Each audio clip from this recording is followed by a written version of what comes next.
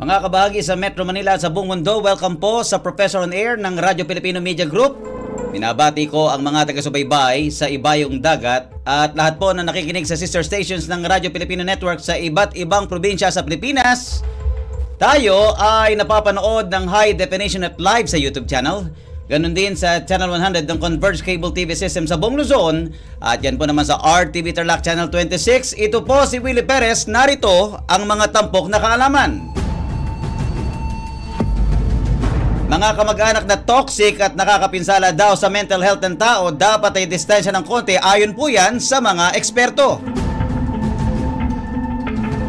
Sa Science and Technology, anong itsura ng kauna-unahang scuba diving gear ng sinasabing nakaimbento ay Italiano si Leonardo da Vinci? Totoo ba na mas namumulaklak at mabilis tumubo ang mga halaman kapag kinakantahan at tinutugtugan? Sa trivia, tunay ba naghahanap ng tubig o nagche-check ng pugad ng ostrich kung kaya't sikat sa pagbabaon ng kanyang ulo sa lupa? Sino ang magsasaka na himalang nalusutan ng tangkang pagpatay sa kanya, subalit binalikan at tinamaan ng balang nakabaon sa puno makalipas po ang 20 years? Sa tips to remember, anong pointers na malaki ang maitutulong sa mga kukuha ng exam upang magkaroon ng driver's license? Anong halimbawa ng mga hayop ang may mga katangiang maganda raw tularan ng isang tao? Sa history, tunay bang nagtangka na magtayo ng tinaguriang Super Museum ang Nazi Germany kung nanalo sa digmaan, at ano naman ang itsura at laman nito kung natuloy? Sa payong teacher, gabay sa nurse na nababahala sa ugali ng mga kaibigan kapag lasing dahil mahilig daw pong magbansag ng katawa-tawa sa ibang tao, kagaya po ng Neneng Taba, Boy Suba, Bambi Laki at Lito Palito. Yan po ang mga pangunahing impormasyon. Ang detalye sa aming pagbabalik. Professor on Air. Professor on Air. Mga kabahagi, mga kaibigan, tinuruan tayo ng mga nakatatanda na pamilya ang pinakamahalaga sa lahat. Sikat po ang mga kataga na blood is thicker than water. Gayunman, kinontra ito ng ilang psychologists dahil kapuna-puna daw na may ilang miyembro ng pamilya na sa halip na saya at suporta ang ibigay ay pawang stress at puro problema ang dulot. Batay po sa pahayag ng mga dalubhasa, malaking epekto sa kaisipan, tagumpay at kaligayahan ng tao ang klase ng mga tao na nakapaligid sa kanya.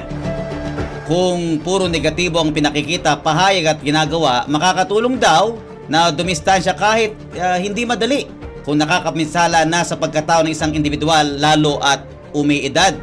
Narito daw po ang 8 klase ng mga kamag-anak na hindi karapat-dapat makaklose alang-alang sa iyong kaligayahan at kapayapaan ng buhay. Una ay ang mga kamag-anak na wala nang ginawa kundi sirain ang iyong mood kahit sa mga simpleng bagay na hindi naman dapat na pagtalunan.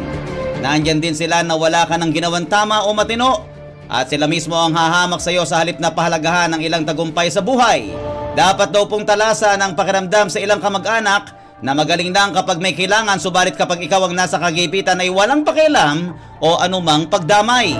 Ingat din daw sa mga kamag-anak na walang respeto sa iyong privacy at sa halip ay sila pa ang magchichismis ng iyong bagay na personal o may tuturing na kahihiyan.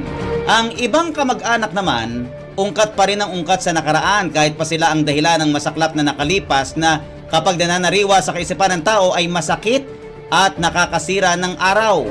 Naapuna din ng mga psychologists ang gawin ng ilang kamag-anak na sa halip suportahan ka sa mga tagumpay mo o bagay na nagpapasaya sa iyo, baliwala sa kanila at mahilig pang makipagkompetensya.